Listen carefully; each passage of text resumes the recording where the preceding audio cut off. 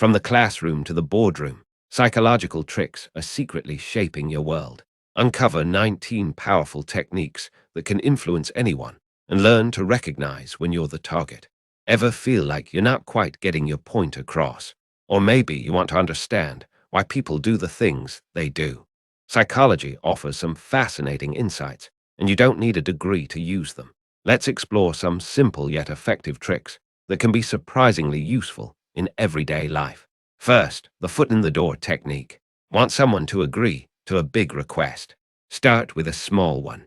Once they've said yes to the little thing, they're more likely to agree to something bigger.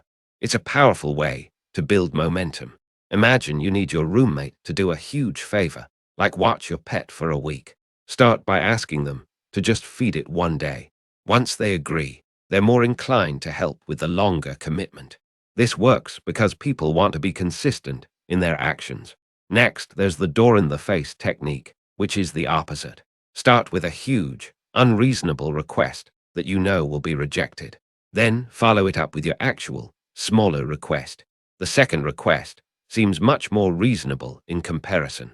Suppose you want a raise at work. You could initially ask for a very large sum.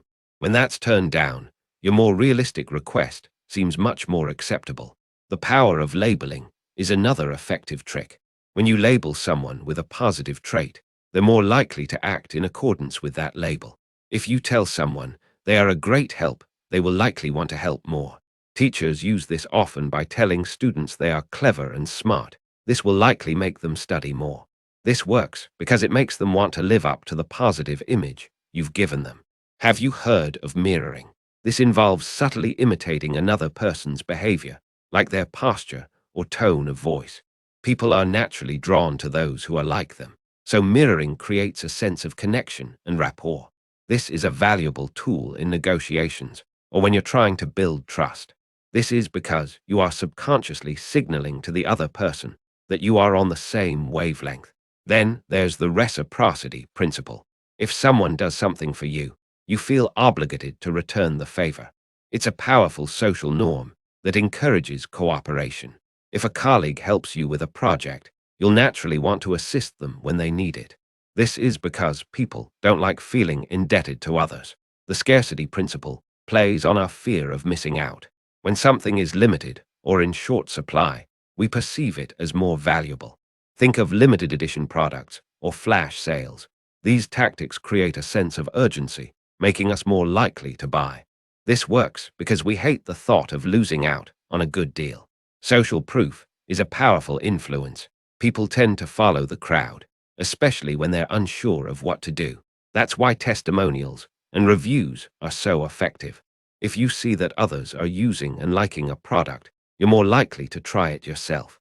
Because if everyone likes it, it must be good, right? The authority principle suggests that we're more likely to comply with requests from authority figures. That's why uniforms and titles can be so influential.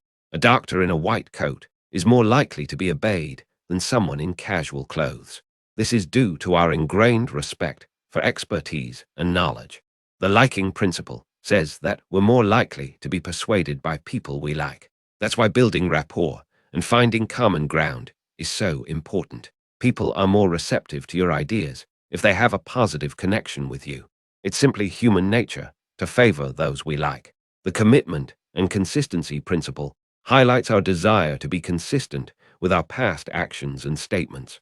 If you get someone to make a small commitment, they're more likely to follow through with a larger one later. This is similar to the foot in the door technique, but it focuses on aligning with previous commitments. Framing is how you present information. The way something is framed can significantly impact how people perceive it. For example, saying a product is 90% fat-free sounds much better than saying it contains 10% fat, even though they mean the same thing. It's all about perspective. Framing creates different perceptions. Anchoring is where you rely too heavily on the first piece of information you receive.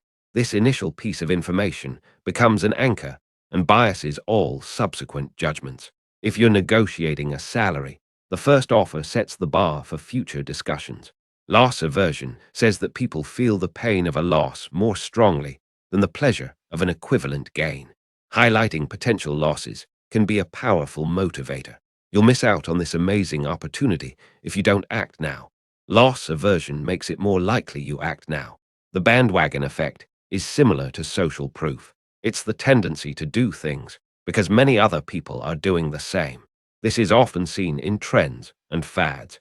People want to belong, so they jump on the bandwagon. The halo effect is when your overall impression of a person influences how you feel and think about their character. If someone is attractive, you might assume they're also intelligent and kind. This bias can affect our judgments. Priming is where exposure to one stimulus influences a response to a subsequent stimulus without conscious awareness. Seeing the word yellow might make you faster to recognize a banana. It's a subtle way to influence behavior. Cognitive dissonance is the mental discomfort experienced when holding conflicting beliefs or values. People are motivated to reduce this discomfort by changing their beliefs or actions. If you smoke but know it's bad for you, you might rationalize your behavior or try to quit. Trying to justify your actions is a natural human thing. The placebo effect is a remarkable phenomenon where a fake treatment can improve a person's condition simply because they believe it will. It demonstrates the power of the mind-body connection. Believing is sometimes all it takes to make it so. Finally, the Zeigarnik effect says that people remember uncompleted or interrupted tasks better than completed ones. This is why cliffhangers are so effective in storytelling. It creates a sense of anticipation and keeps you hooked. These psychological tricks are powerful tools, but remember to use them ethically and responsibly. Understanding how they work can help you not only influence others, but also recognize when you're being influenced. Much of human behavior and societal trend follows similar psychological effect. Hence, they are very important to recognize. There are some unresolved questions that were not addressed in this video, such as long-term effect of these techniques and how cultures differ in their receptiveness to these tricks. Also, does personality play a role when using these tricks? If you found these insights valuable, give this video a like, share it with your friends, and subscribe to our channel for more amazing videos like this. Thanks for watching.